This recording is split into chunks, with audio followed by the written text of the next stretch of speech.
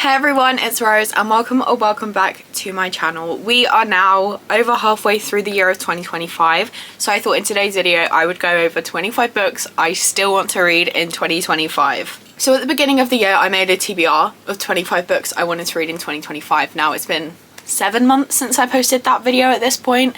My reading taste has changed so much, so the genres are going to be switched up a lot this time round. That video had almost all fantasy books in it. I have barely been in the mood to read fantasy since I made that video, so that TBR is not going to get completed this year. So this time I've really tried to cater towards not just what I'm in the mood to read at this exact moment, but what I'll be in the mood to read long term for the next few months. So let's just get into it. My list of 25 books I want to read before the year ends. We'll start off with fantasy because this time round there's just one trilogy on this list that's actually fantasy, and that is the Once Upon a Broken Heart trilogy by Stephanie Garber. So of course we have Once Upon a Broken Heart, The Ballad of Ever After, and A Curse for True Love. Now these are young adult fantasy. I had no clue there were vampires in here. I don't even know if I'm right in saying that, but I heard someone say this series had vampires and I'm in. These are like magical fairy tale-esque. I have read the Caraval series. Well, I read the first two in that series and I enjoyed it, but I didn't really feel the need to finish it. And I want more of Stephanie Garber's writing, and I feel like chances are when I'm in the mood for fantasy this will be really easy to pick up, so there's actually a chance I'll read it before the end of the year. Those are the only 3 fantasy books on this list, but there are a lot of other genres. We have young adult, we have rom-coms, romance, dark romance, we've got a lot of thrillers and a lot of horror, so let's get into the rest of the books. Starting off with a young adult series, I would like to finish up the Gallagher Girls series by Ali Carter. These are books 4, 5 and 6 in the Gallagher Girls series. We have Only the Good Spy Young, Out of Sight, Out of Time, and United We Spy. These are on the younger side of young adult. It's set in a spy school for exceptional girls. They're always a quick fun time. They're something I read to pull myself out of a reading slump, so I'll definitely be reaching for these. I read book 3 last month, I think, and I missed the world, so I'm excited to continue with it and finish it. The themes of female friendship and female empowerment are so good in this series. I love it so much, and I'm definitely gonna get to these. Then I have 2 romance series I want to continue. We have The Right Move by Liz Tomford. This is the 2nd book in the Windy City series. Now Mile High for me was 5 stars.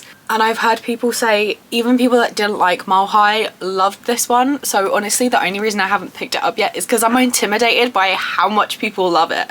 I already met the couple, I already ship them and want them together, so why am I not picking this up? I need to do it.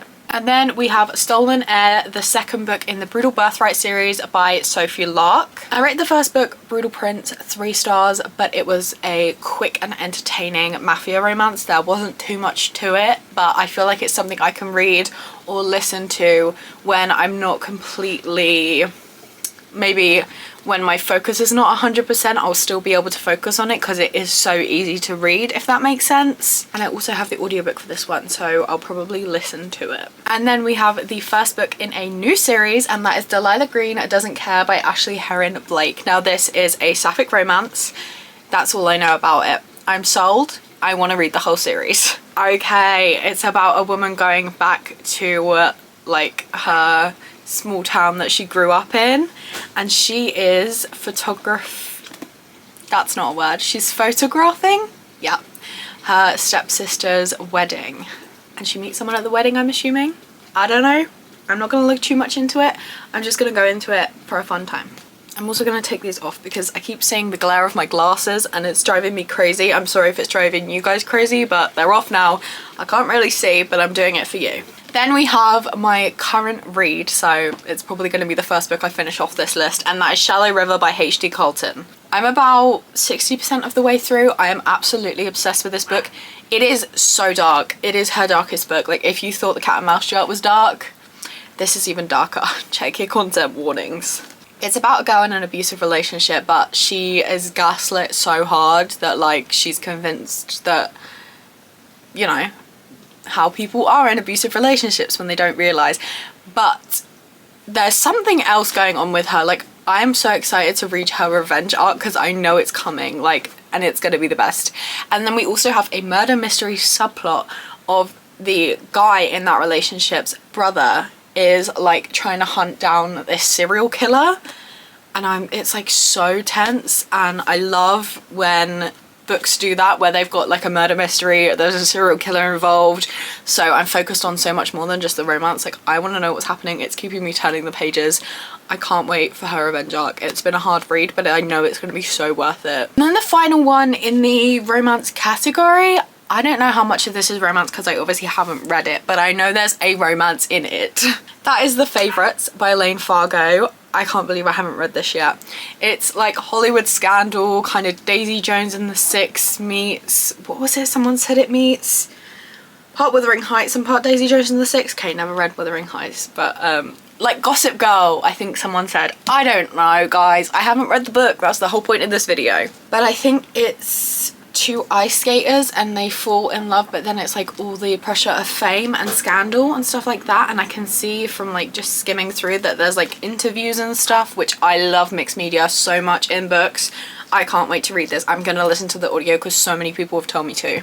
I'm gonna put this stack away because the second stack is all thrillers, crime and horror and stuff like that, so I'll be back in a minute when, oh my god, there's so many books I need to move. Okay, I'll be back.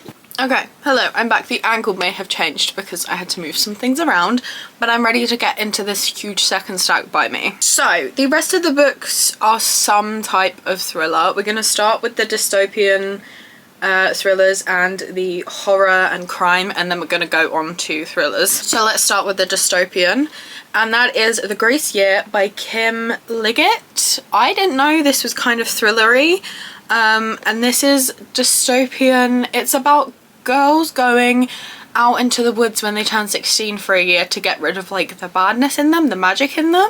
Girls are banished at 16 to the northern forest to brave the wilderness and each other for a year. They must rid themselves of their dangerous magic before returning purified and ready to marry if they're lucky. I'm very excited.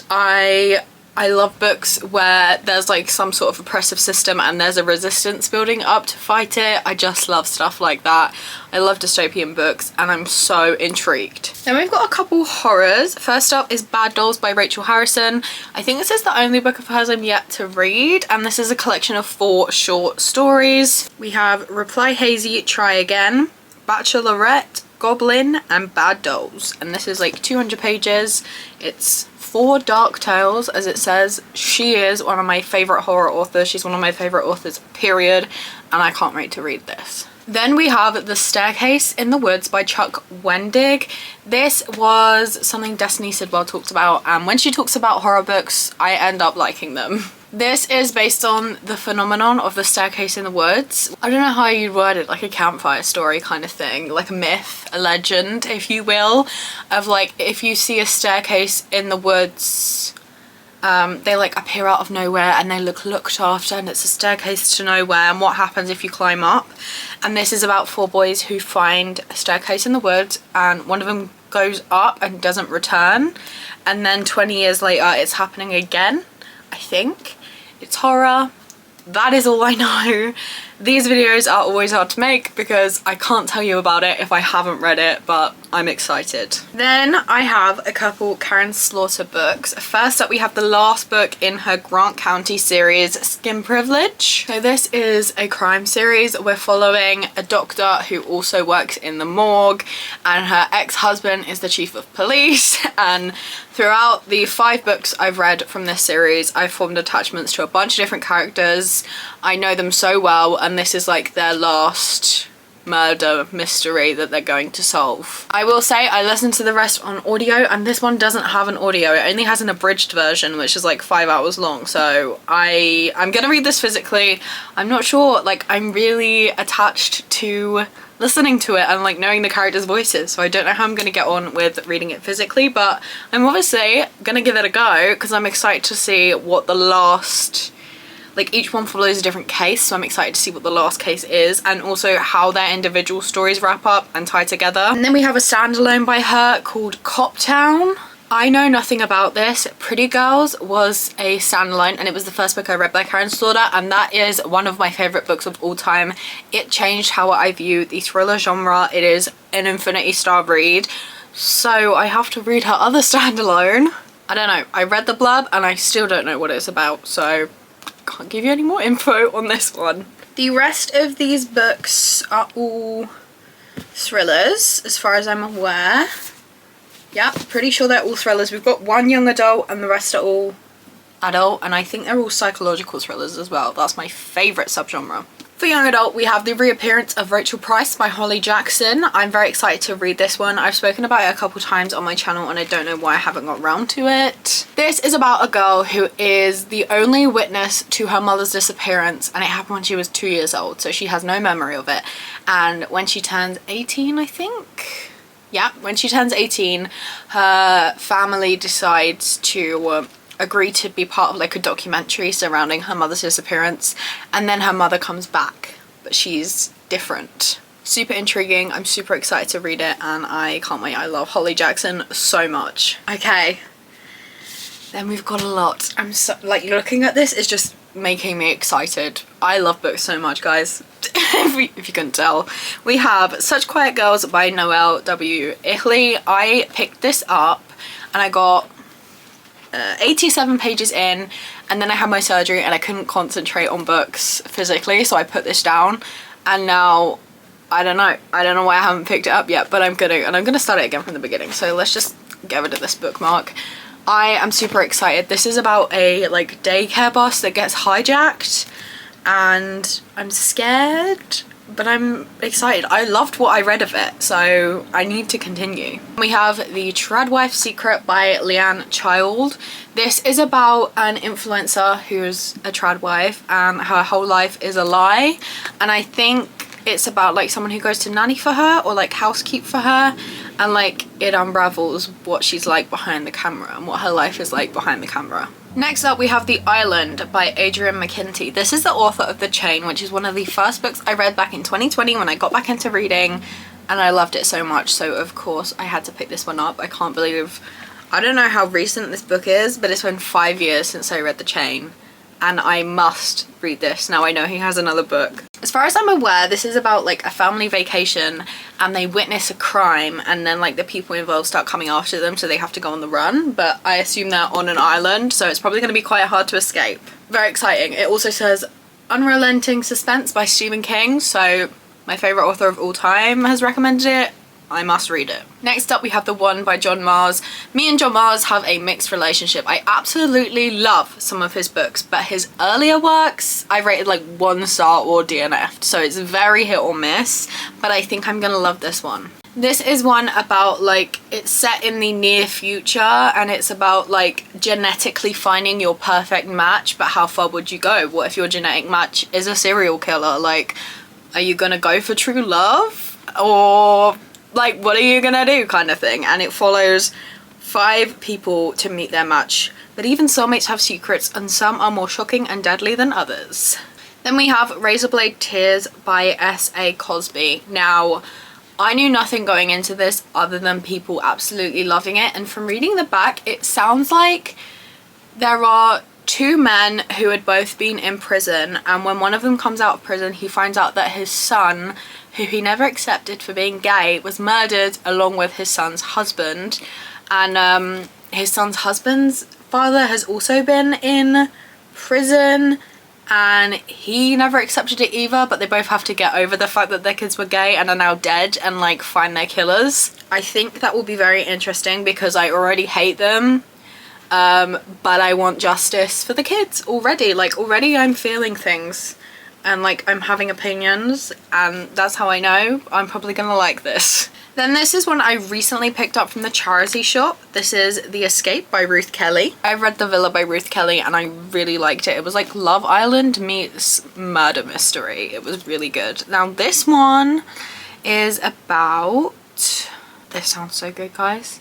It's about a struggling influencer couple, and someone offers to buy them this like renovation project, like a crumbling building that needs work done. In return, she will like post the renovation process and stuff for all her subscribers online. One day the videos stop and her sister goes to visit her to make sure she's okay, but the couple have vanished. This is being bumped up to like top priority. That sounds so good. Next up, we have one of my most anticipated releases. I'm so happy to have a copy of this book in my hands. That is Don't Let Them In by Lisa Jewell. Now, Lisa Jewell is an author that got me back into reading. I've read like everything bar a couple of her like 2000 releases on her backlist, and I don't think they're thrillers, but I've read every thriller she's written. This says, he's the perfect man, he says he loves you. You think he might be even made for you. Before long, he's moved into your house and into your heart. And then he leaves for days at a time. You don't know where he's gone or who he's with. And you realise if you looked back, you'd say to yourself, don't let him in. This is going to be a read in one sitting book. Lisa Jewell, perfection. Especially in the last 6 or 7 years. Her early works, I don't want to talk about it. They were 1 stars for me, but her recent works I love. And then the final book on this list is a book I picked up from the charity shop along with The Escape. Yeah, it was by The Escape. This is Girls on Fire by Robin Wasserman. I know nothing about this. It was like 50p, so I picked it up. This is not a cautionary tale about too much or the wrong kind of fucking. This is not a story of bad things happening to bad girls. I say this because I know you, Dex, and I know how you think. I'm going to tell you a story, and this time it will be the truth. Okay. That's given nothing away, but I'm intrigued. A little disgusted. So, those are the 25 books I want to read in the second half of 2025. Let me know which ones I should bump up on the TBR, and if you've read any, please let me know your thoughts, spoiler free, in the comments. I'm going to try and include as many of these as I can in different reading vlogs so that you guys can see my real-time reactions and like how I'm feeling about them as I go along this list. Also, please predict down below how many you think I'm actually going to read. I'm aiming for at least half, but I know myself and I don't want to say 25 because like I'm a mood reader, guys. I don't know if that's possible. But that is all from me. Please be sure to like and subscribe if you'd like to see more from me as I post new videos every single week. I hope you have a lovely day and I will see you in another video. Bye!